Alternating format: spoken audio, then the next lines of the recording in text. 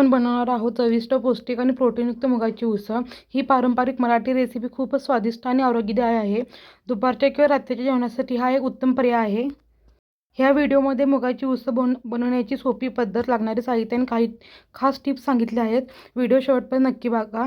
चला आपल्या रेसिपीला सुरुवात करूया। आज मी तुम्हाला बघा मुगाची उसळ करून दाखवणार आहे। त्यासाठी मी एक 125 ग्राम होईल एवढे मूग घेतलेले आहेत बघा। 125 ग्राम म्हणजे 10-12 एवढे मूग घेतलेले आहेत। आता आपल्याला व्यवस्थित भाजून घ्यायचे आहेत। भाजून घेतल्यामुळे मुगाची टेस्ट वाढते, त्यामुळे आपल्याला तांबूस रंगावर भाजून घ्यायचे आहेत बघा मूग। बघा आता आपले मूग तांबूस रंगावर भाजलेले आहेत आपण।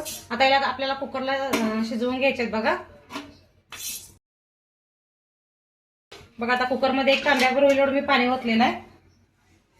आता यामध्ये आपल्याला मूग घालायचं शिजण्यासाठी।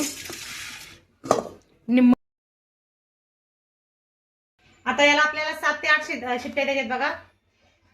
मूग घातलेले आहेत मी कुकरमध्ये शिजण्यासाठी।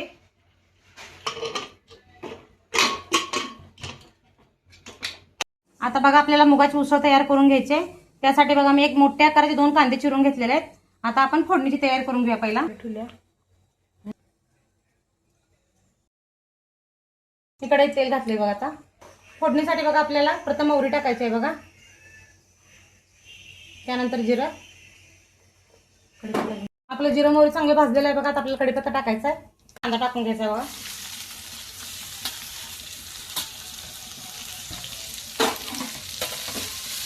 कांदा आपला चांगला आपल्याला भाजून द्यायचा आहे। थोडंसं मीठ टाकायचं आहे, मीठ टाकल्यामुळे कांदा आपला लवकर भाजतो।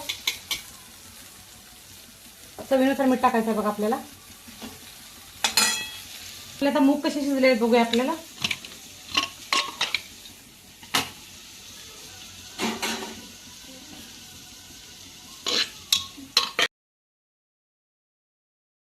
बघा एकदम मऊ शिजलेले आहेत मूग कसे। मी एक 7 ते 8 शिट्ट्या दिल्यात बघा कुकरला, त्यामुळे मूग एकदम छान गिर शिजलेले आहेत।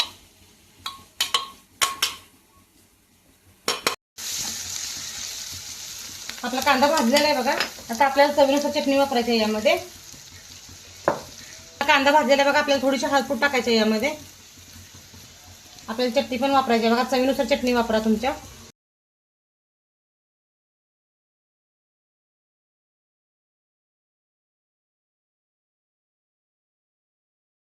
आपल्याला चटणी जरा भाजून घ्यायची तेलामध्ये।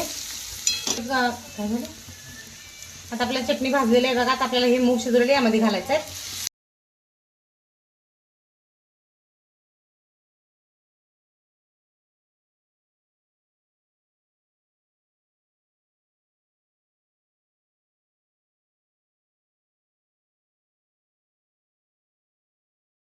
वरून आपल्याला यामध्ये थोडीशी कोथिंबीर घालायची आहे बघा।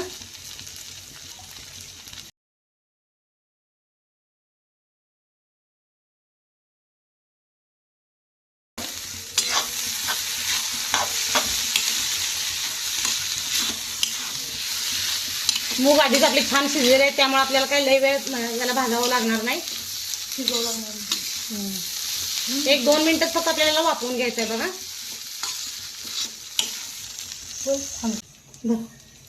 मी आता इथं झाकण ठेवत आहे बघा। 1-2 मिनिट आपल्याला वाफवून घ्यायचं आहे। मी 2 मिनिटं बघा मुगाच्या भाजीला वाफ दिलेली आहे। आता आपण बघू मुगाची भाजी कशी तयार झाली आहे ती।